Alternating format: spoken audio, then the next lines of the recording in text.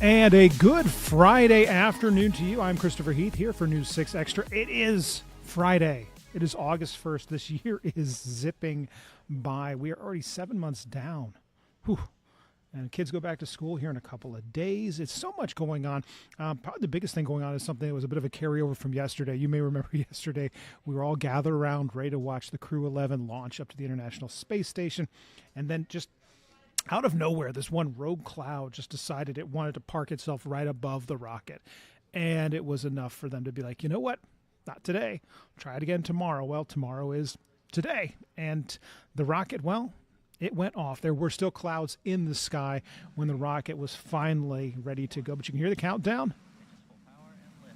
And there is liftoff as Crew-11, the SpaceX rocket, heading up to the International Space Station. Again, clouds in the area. It seemed like yesterday, with the exception of that one that was right above it, today was much cloudier, but they had enough of a window for it to get up there. You know, Candace Campos always reminds us when we watch these, when there are people on board. So we're not just sending up Starlink satellites, we're sending up actually astronauts, and in this case, a cosmonaut as well. There also needs to be weather checks for the area where if they have to, abort the mission, where would it come down? So they're not just checking the weather right above, Central Florida. They're looking out over the entire trajectory as it heads to the International Space Station. So there it is as it's heading up. And now the next thing that's cool about this is that we get the boosters back.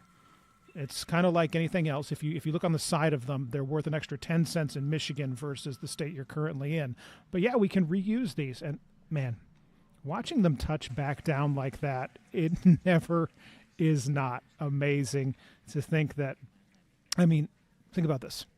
We are within one person's lengthy, though, lifetime of from when we first developed flight to what you just saw there. From the Wright brothers to there. From what happened in Kitty Hawk, North Carolina, to what we just saw out at Cape Canaveral. In just one lifetime. It's amazing to think how far we've come. Anyway, I'll save my wistfulness of all of this for another time as Sandoval makes another appearance in the show. All right, to the weather. I mentioned it was cloudy out there. The worst of the heat seems to be behind us, but then again, it's August and Mother Nature likes to toy with us. Candace has the full forecast. It is going to be another very hot day across Central Florida. Heat advisories remain in place until about 7 o'clock this evening, as our feels-like temperatures once again will be up to about 110 degrees. I do have a sneaky suspicion we'll have another heat advisory for Saturday with those feels-like temperatures kind of in the same range as today. But then comes Sunday and into Monday, we are watching for more rain, more cloud cover to move in a little earlier in the day, which I think will be keeping temperatures, albeit still hot, just below the advisory kind of threshold there. So again, this is where we are watching for those heat advisories. The only two counties not included is Sumter County and Polk County, as those heat feels like temperatures, the heat indices is what we call them, feeling like 108 to 112 degrees. Now, throughout the next couple of hours, temperatures once again will be soaring back up into the mid to low 90s. But again, when you factor in that humidity, this is what it will be feeling like throughout the rest of today, feeling like 107 all the way up to about 110 degrees or so throughout Palm Coast, even areas of southern Brevard County as well. We are watching a couple scattered showers already starting to kind of develop across the area, and will continue to linger between I-4 and 95 throughout the next few hours. You can see here our in-house models, our clouds and rain futurecast, bringing down a little more rain than earlier this morning than we were expecting. But then by 2-3 o'clock, those scattered storms line up right along the coastline. And then as we continue to push into the evening hours, a couple more scattered showers will linger. And then we are in store for kind of a repeat performance of Friday. But for Saturday, you can see scattered showers once again by about 2 o'clock, really favoring our eastern zones. Could have some of that collision of the sea breezes late into the evening Saturday night. But then comes Sunday into Monday, we're watching the approach of this kind of weakening front that will turn stationary over North Florida. And that's going to continue to kind of surge in kind of rounds of deep tropical moisture. Then we get the sea breeze together, and that's why rain chances will go from about a 40 to 50% for the next 2 days up to about 70%. And that's where we'll hold. So again, there's not a huge dip in temperatures, but at the end of the day, those feels like temperatures will be noticeably a touch cooler. Still talking about intense heat, so make sure to stay hydrated and take those frequent breaks in the AC or in the shade. Well, from the weather to whether or not we will see any changes with tariffs. Today was the big deadline for any tariff things to happen. And of course, with August 1st arriving, about 70 countries are finding themselves now facing tariffs. Now, what those tariffs will ultimately do, economists are still weighing a lot of those things, and especially considering we're dealing with different rates on different countries. And of course, Canada today getting a 35% rate slapped on it. Of course, Canada's one of our top trading partners, not just for oil, but for softwoods as well. CBS's Natalie Brand has this report from Washington, D.C. Stocks tumbled Friday morning, reacting to a weak jobs report and new tariff rates revealed for dozens of trading partners, ranging from 41% to 10%. You know, we're taking in literally trillions of dollars for the country. This is making our country very rich. The White House says it set the numbers based on trade imbalances and negotiations, but it still came as a shock to some foreign business groups, including in Switzerland, now facing a 39% levy. We are really stunned. And it is impossible to explain what does it mean and why this decision is made so there is no rationality.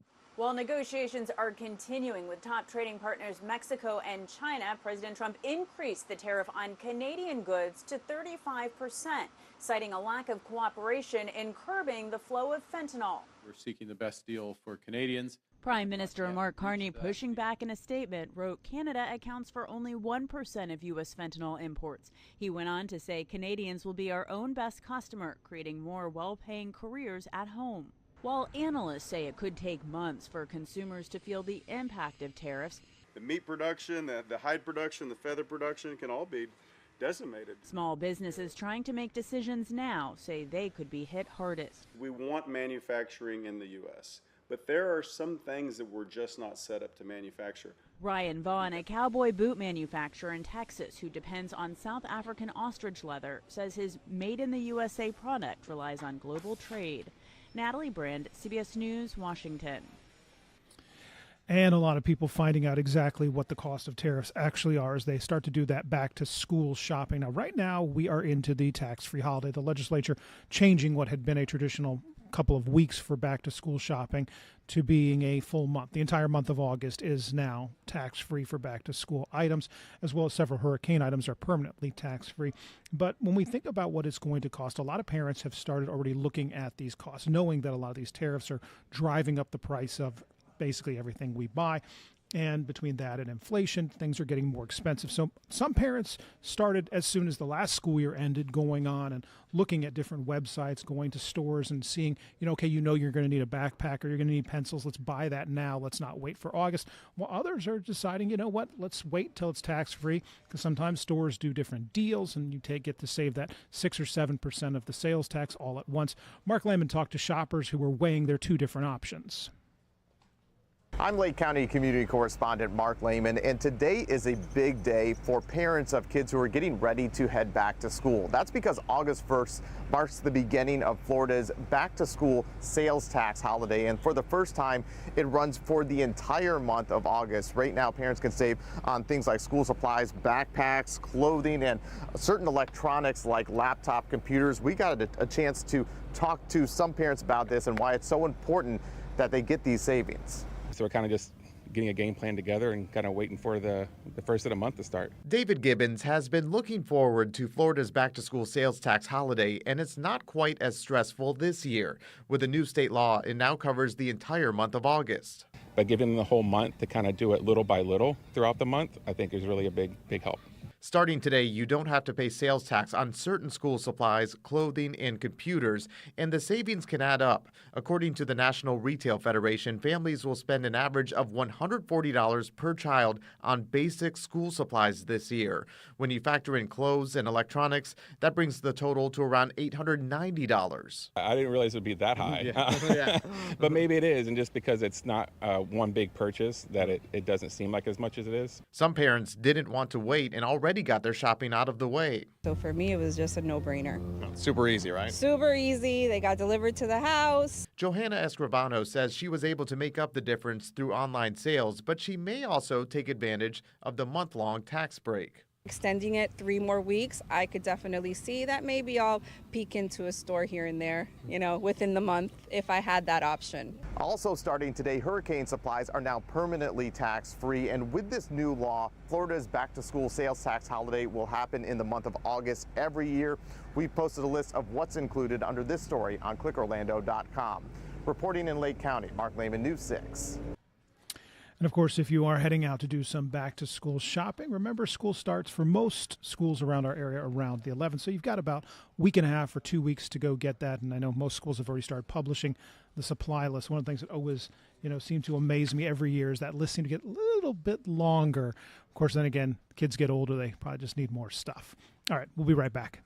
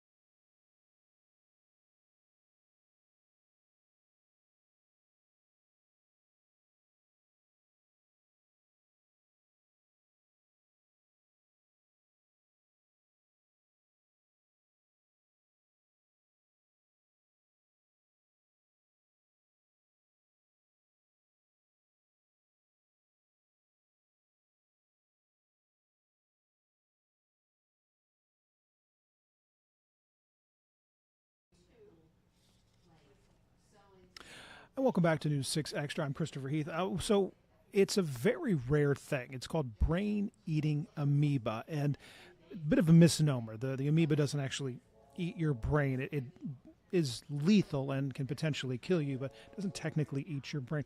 But if it does get into your system, the timeline to not only detect it, but to try and do something about it is very, very short, which is why a local hospital has developed a test that the rest of the world, the rest of the country is looking at right now, as this time of year is one when people will more likely encounter that amoeba.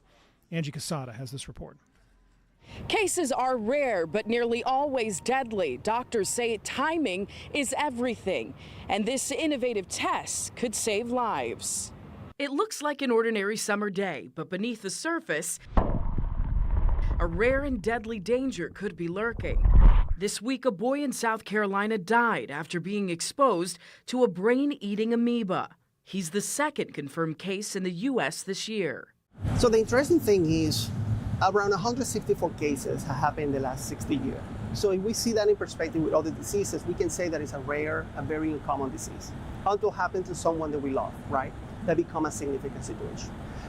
It's a disease that have a low prevalence, have a high mortality. Close to 97% of people die. That's why Dr. Jose Alexander and his team at Advent Health developed a test that identifies the amoeba faster than any other in the country. The idea is to provide the clinician a rapid diagnostic with a sample of spinal fluid and a patient that have a high suspicion of amoeba infection. And this sample arrived to the laboratory, and in approximately 3 to 5 hours, we are able to have a report back. That increased the probability for the patient to be put in the right antimicrobial treatment faster. While cases are rare, most happen in the summer.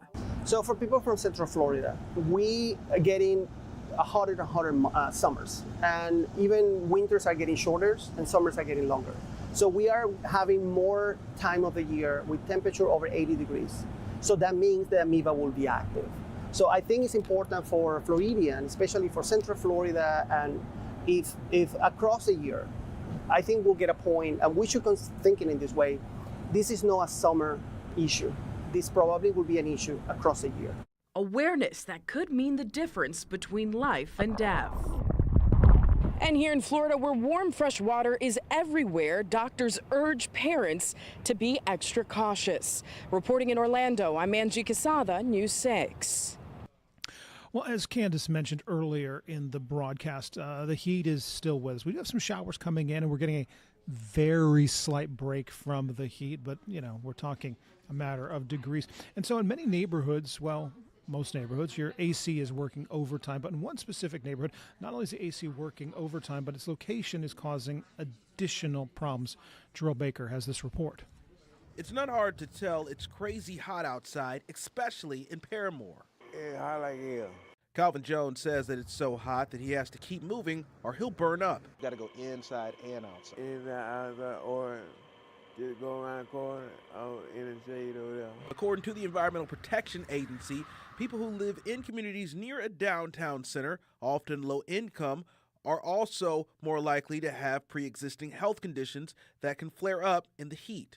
For Jones, who takes medication for his heart condition and high cholesterol, he says that he has to keep his AC running constantly, but his window units are costing him a hefty penny. Bill like $300. Last month was 200 something. It went down. Oh wow!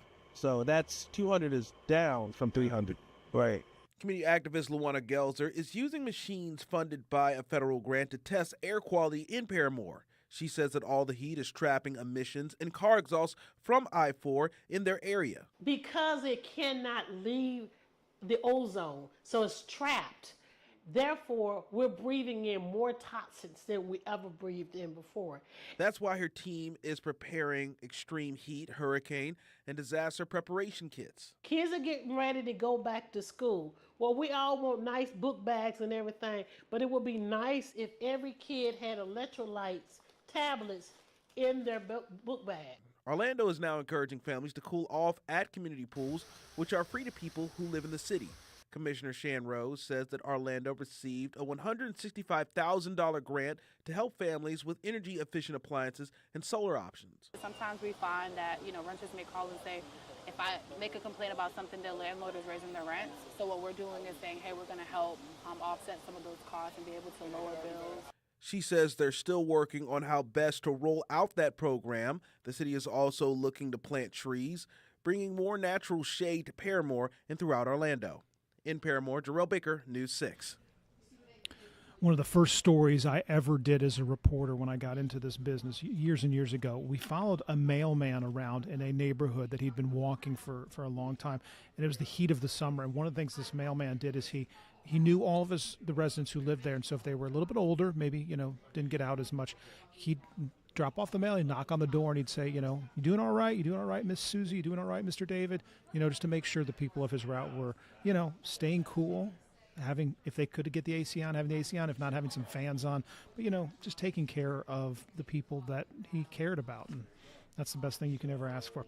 All right, the weekend is upon us. My weekend is very, very close. My day ends in about, 12 minutes? 12 minutes, and yeah, toes in the sand, drinking your hand. So anyway, if you're not as fortunate to be off the clock here in a little bit, maybe you're making your plans for the weekend. Samara Kokinkos has the 6 things to do. I'm meteorologist Samara Kokinas. This weekend is going to be another scorcher with a few storms. So if you're looking for a few things to do as summer winds down, don't worry, I got you covered. First up, the renowned Crew-11 School of Art is teaming up with Casa Feliz to bring you In Good Company, a vibrant new art exhibit displayed right here at the Casa Feliz Historic Home Museum. Although this event kicks off Saturday, for the artists, the general public can come starting Tuesday through the end of the month. So it's a combination of taking a historical tour, but also enjoying the beautiful art of the Crew-11 faculty masters here in Winter Park. The event is free for everyone. You can also beat the heat at the Orlando Family Stage for Puppet Play Day. Perfect for both children and their grown-ups. Hop into the world of imagination with Peter Rabbit for an hour on Saturday starting at 1 p.m. Next up, calling all Monster Jam fans and future fans. Watch as 12,000-pound trucks stand on two wheels and fly through the air. The world's most popular trucks like Gravedigger, El Toro Loco, Sparkle Smash will be at the Kita Center this Saturday and Sunday. Little Rascals Dog Rescue is back with their second annual Ties and Tails Gala downtown at the Abbey. This is a ticketed event for Saturday evening, so be sure to check out the website to purchase yours before they sell out. Also Saturday, start your day with an ocean-inspired yoga class in New Smyrna Beach. It starts at 9 a.m. Don't forget your blanket. On Sunday, check out the Palm Coast Farmers Market at the European Village. The market kicks off at 11 a.m. with local produce, handmade goods, fresh food, and more. Do you have a big event that you would like to share with us? You can do that. Just use the News 6 app, or you can go to clickorlando.com. Just click Contact Us. All right. Thank you, Samara. And, of course, thank you to Candace for the weather earlier. A quick note here. 4 o'clock today, we are told that Orange County Mayor Jerry Demings is going to be having a press conference. Now, you may remember from the last couple of days, Demings has had a bit of a back and forth with the state concerning Orange County's decision to sign or not to sign an addendum to an agreement with Immigrations and Customs Enforcement. The county raising concerns about the cost associated with it. Normally, immigration is something that the federal government pays for, but counties are increasingly being asked to pick up that tab, which means local taxpayers pick up the tab. That was the sticking point, but earlier today, the mayor signed that addendum under threat that he would be removed from office by the governor, so it has been signed. We will hear from the mayor later today about anything else going on with that. Of course, adding to all of that, the state also told Orange County that they'll be showing up here on Tuesday to audit the county through its DOGE program. So we'll see if what comes of that. Lots going on. Anyway, that is our time. Thank you for watching News 6 Extra. Thank you, as always, to Kathleen, who sits off to my right here. We will get her on camera soon. Very soon. Soon enough. Anyway, have a fantastic weekend. Stay safe, stay cool, and we'll see you back here at 4 o'clock for News 6. Have a good one.